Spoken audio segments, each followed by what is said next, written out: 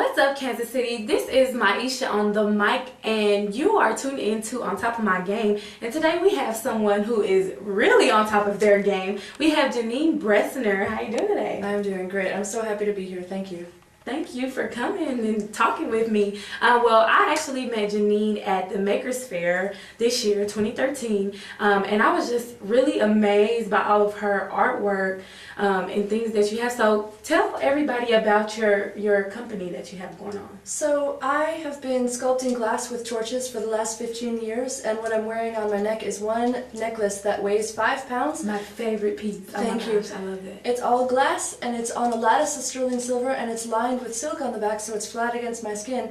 And my neck is really, really strong, but it grew gradually over that many years, so it evolved to be this bigger piece. But I sculpt glass, and I also laser cut textiles, which means I draw different designs on the computer, and then I use a laser cutter to precisely cut out my drawings in fabric, and then I take those 2D pieces and I sew them into these 3D forms that are different things that I can wear or play with, or I also make kits and teach people how they can make those things themselves. You try to teach people how they can make it themselves. Yes. So tell us a little bit about that. Why did you decide to teach other people how to sew and all of those other things? I was really, really encouraged as a child. I grew up around other people who were making things with their hands, and I saw how it was useful, and I wanted to know how to do everything. I wanted to learn how I could make anything. And my grandmother taught me to sew when I was 5. Really? And my mom was making jewelry to help my dad get through school, to make money on the side. And I felt so empowered, and I felt so rewarded when I was able to make something and I could take pride in my work and say, I made this with my own hands. And I know what a good feeling that is, and I feel like when people spend their time to actualize their dreams, I always want to see things that I've never seen before, so I always try to make things that satisfy that desire. I think that makes the world a better place. Yeah. Even if it's just, well, I'm staying out of trouble, but I'm making something that I can use, that makes me feel good and makes me feel happy, and I want to teach and encourage other people to do the same. And empower people and remind them that they can do anything. I love that about you. I was just telling Jenine that she kind of reminds me of like a free spirit, just talking to her. It's just, you're great. So who helps you? Do you have like any assistants, any support systems with this? Because I've been doing the glass work for 15 years and now I've been doing the laser cutting of textiles for 4 years, I just less than a year ago finally was able to afford to buy my own laser cutter. And now I'm really interested in egalitarian pay structures. I don't really want to be a boss, so it makes it hard for me. I'm not so great at asking for help also because I don't want to feel like I'm putting anybody out or inconveniencing anyone. So I'm interested in, if I'm going to be like the boss, at least everybody gets paid the same wage. Yeah. So in this way, I'm not trying to hold as much power over other people, but I have 2 friends who do help me, and I pay them, the same amount that I hope to pay myself, but I'm still getting established and figuring out business plans. Business plans, yes. But in the process of like getting established, how is business going so far? I'm excited about all of the resources that I'm finding online about the steps to take to begin a business, but I'm frustrated because I feel like I'm trying to do something that I don't see anybody else doing, and I wish I had more of a mentor. And now more people are coming up and telling me, well, I can help you figure this out and get this done, but I registered an LLC, I got a tax ID number. This isn't stuff that comes naturally to me, like, oh, I will sculpt clay with my hands or draw with a pencil and figure it out. This stuff is so creative. Well, my work is naturally creative, but it's also like a completely different way of brain function, of a completely different way of thinking to be business-minded, and I think that's a big reason that so many creative people can't successfully run a business, and so I'm trying to switch gears and figure out how to do this, and I'm realizing, okay, I can enlist the help of other people as well, and Okay, well, really 1 second really quick, I want to cut to your and show them your work because I'm just absolutely amazed by it. So we have a couple of pictures here to just go ahead and just show them, and I'm sure they will be amazed too because I was absolutely fascinated. Like, I've never seen anything like that. Thank you! The necklace being one of my favorites, and also the baby doll head. So let's cut to that really quick.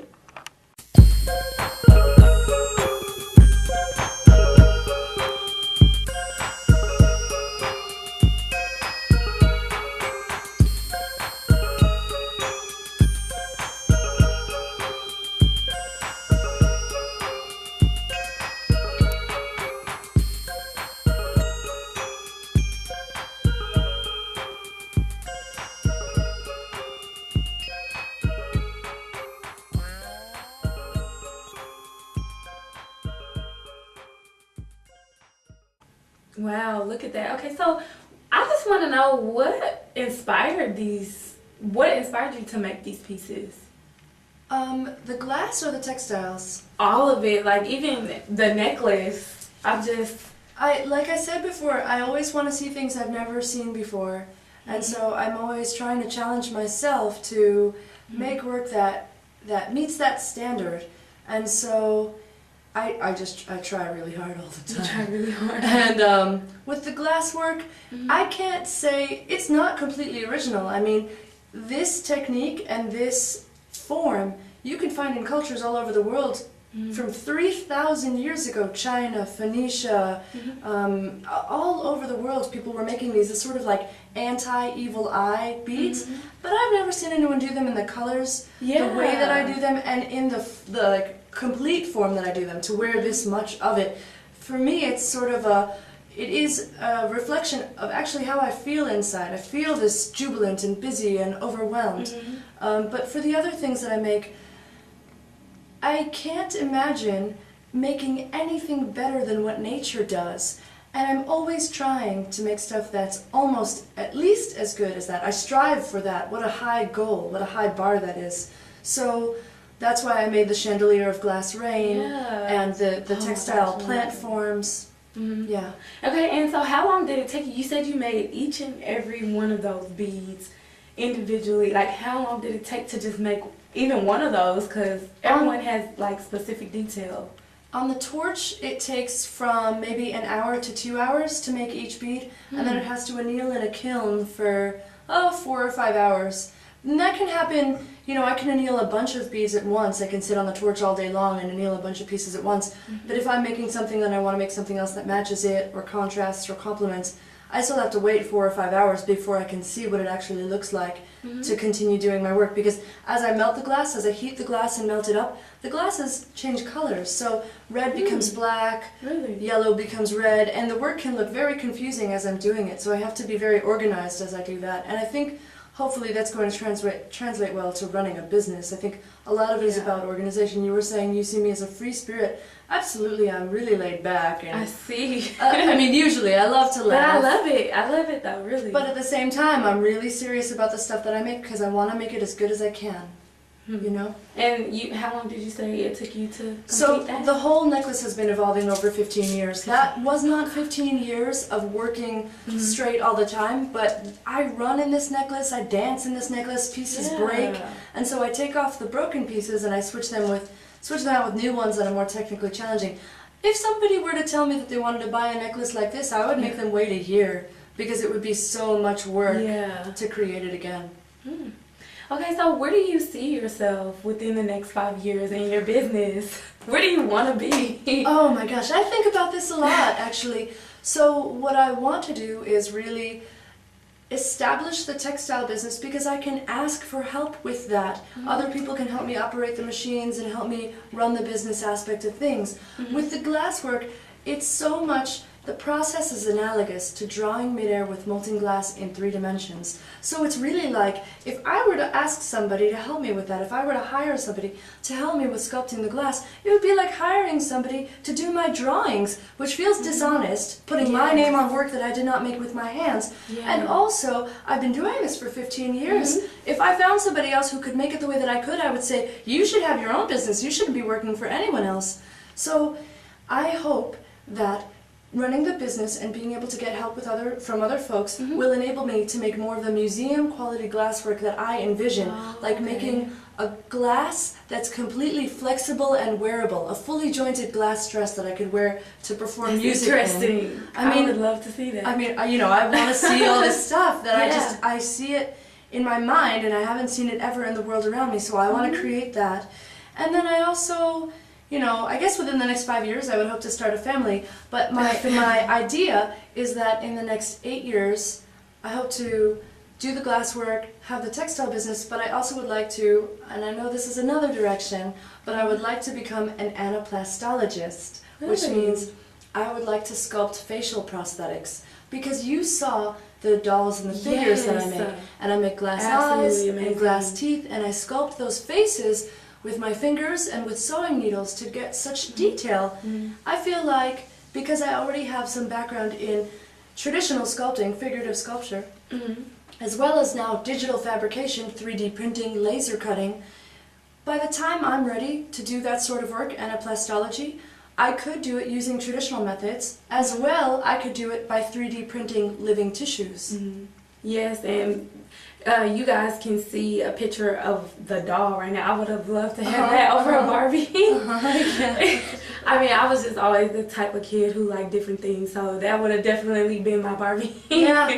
So where do all of these kind of creative ideas, you said they're like in your mind and you kind of just want to get them out. Where do you think they come from? Alone time. Alone time. Quietude. Okay, I need more of that. I think too many people now are completely distracted by everything else around them. We all have computers in our pockets. There are TVs in every restaurant.